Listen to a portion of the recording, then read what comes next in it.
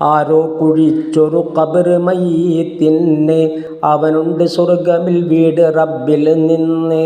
കമത്തുടി കൊടുത്തവനും ലഭിക്കുന്നുണ്ട്, ഒരു ജോഡി വസ്ത്രം തന്നെയും എന്നുണ്ട്. അതിനുള്ള വില മതിക്കുന്നതായാൽ തന്നെ ഈ ലോകമിൽ കവിയുന്നതായി വരും പൊന്നേ. ഇതുപോലെ തിരുനബി മുസ്തഫ പറയുന്നതാ, ത്വബറാനി റിപ്പോർട്ടുള്ളതായി കാണുന്നതാ. ഖാലിയത്തിൽ ഇത് നോക്കിയാൽ കാണുന്നതാ, 131 വന്നതാ. മയ്യത്ത് കുഴിയിൽ മൂടലും വേണ്ടുന്നതാ, ദുർഗന്ധമില്ലാതാകണം എന്നുള്ളതാ. മൃഗശല്യവും തടയുന്നതിനുതകേണ്ടതാ, അത് വീതിയാഴം ഉള്ളതായാൽ നല്ലതാ.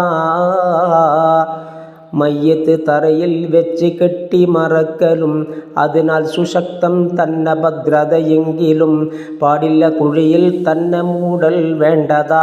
സൗകര്യമതിനില്ലാതെ വന്നാൽ പിന്നിതാ, കരയും വിട്ടേറ്റം ദൂരമുള്ളൊരു കപ്പല, അതിൽ വെച്ചൊരാൾ മരിക്കുന്നുവെന്നാൽ മസ്അല. കുളിപ്പിച്ച് കഫനും ചെയ്തു നിസ്കരിക്കേണ്ടതാ, പിന്നീട് പലകയിൽ വെച്ചതും താഴ്ത്തേണ്ടതാ. അത് താഴ്ന്നു പോകാൻ ഭാരവും വെക്കേണ്ടതാ. ഇത് സകലതും ശർവാനിയിൽ കാണുന്നതാ. താബൂത്തിലാക്കിയടക്കലും മക്റൂഹ, ഈർപ്പം മികച്ചാൽ പിന്നലാ മക്റൂഹ. മയ്യിത്ത് പെണ്ണ മഹ്റമും അവൾക്കില്ല, എന്നാലും അതുപോലാണ് മക്റൂഹില്ല. ഇതുപോലെ മസ്അലത്തുണ്ട്, എന്നാൽ പിന്നെ അത് ജായിസ, ചിലപ്പോൾ വുജൂബും തന്നെ. മിൻഹജിലുണ്ടിത് നോക്കിയാൽ കാണുന്നതാ, കൂടാതെ തുഹ്ഫയിൽ വിശദമായി പറയുന്നതാ.